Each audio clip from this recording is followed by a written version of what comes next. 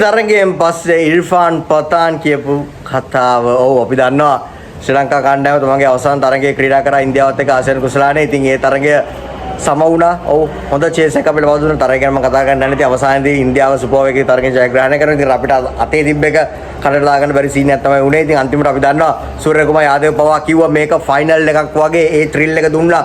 ඒ excitement එක තිබ්බා. මොකද විශිෂ්ට තරගයක්. ඉතින් සූර්ය අපි දැක්කා සූර්යගේ මූණ වුණත් පතුම් මිස්සන් කුසල්ජනී පෙරේරා විකට හරහාට බැට දෙද්දි අපි දැක්ක කොහොමද හෙල්ප්ලස් වෙලා හිටියේ කියන එක. ඉතින් ඔව් විශිෂ්ට තරගයක් හැමෝම මේක එන්ජොයි කරා. මොකද ඉන්දියාව වගේ টপ ටීම් එකකට අර අපි අන්ඩර්ඩොග්ස් දැන් අපි දැන් වැටලා ඉන්නේ. එතකොට අපි වගේ කණ්ඩායමක් ගිහිල්ලා මේ වගේ ගේමක් ගහනවා කියන්නේ ඒක විශිෂ්ටයි.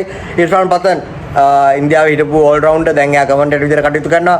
එයා ට්වීට් කළා පොඩි කතන්දරයක් කියනවා supposedly to be the dead rubber gave us the most exciting game of the Asia Cup. අවුදින් මේ තරගේ dead rubber එක මොකද ඒ වෙලාවෙම ෆයිනල් එකට ඩිසයිඩ් වෙලා තිබ්බ ඉන්දියාව සහ පාකිස්තානය ක්‍රීඩා කරනවා කියලා. ආසියානු කුසලාන ඉතිහාසයේ පළවෙනි පාට තමයි ඉන්දියාව සහ පාකිස්තානය ආසියානු කුසලාන අවසාන තරගයක් ක්‍රීඩා කරන්නේ. ඉතින් ඔව් ඒ වෙලාවේ ඩිසයිඩ් වෙලා තිබ්බ. ඉතින් ශ්‍රී ලංකාවට nothing to lose. අර අපිට කිසිම දෙයක් නැති වෙන දෙයක් තිබ්බේ නැහැ. ඉතින් අපි ගිහිල්ලා අපිට ගහන්න පුළුවන් විදිහට අපි ගැහුවා. ඒක විශිෂ්ට විදිහට අපි කරා. අර ඔක මහරුෆ් කිව්වනේ කතන්දරේ අපේ ප්‍රශ්නේ තියෙන්නේ fear of failure. අපි බයයි fail වෙන්න. අපි half hearted shots ගන්නවා. හැබැයි මේ වගේ dead rubber එකකදී අපිට nothing to lose. නැති වෙන දෙයක් නැහැ. අපි ගිහිල්ලා අපි ගහන විදිහට අපි විශිෂ්ට විදිහට ක්‍රීඩා කරා. ඉතින් පතාන් එක තමයි කියන්නේ මේක මේ dead rubber එකක් වෙන තිබ්බ තරගයක්. ඒ කියන්නේ dead rubbers කවුරුත් බලන්නෙත් නැහැ, වැඩකුත් නැහැ, තේරුමකුත් නැහැ. මොකද කාටවත් තේරුමක් නැහැ. ඒතකොට ඉන්දියාවත් සමහරට බලන්න ප්ලේයර්ස් අවර් රෙස් කරලා ඒගොල්ලන්ගේ පොඩි ටීම් එකක් ගන්න. හැබැයි එහෙම කරේ නැහැ. බුම්රා වගේ විතරයි රෙස්ට් උනේ. අනිත් ඔක්කොම බැටර්ස් ටික ඒ විදිහටම ගැහුවා. ඉතින් එයාක තමයි ඉර්ෆාන් පතන් කියන්නේ මේක ඩෙඩ් රබ් එකක් අපි කවුරුත් ගණන් ගන්න නැති තරගයක් බවට තමයි අපි අත්තරලා දාලා තිබෙන්නේ.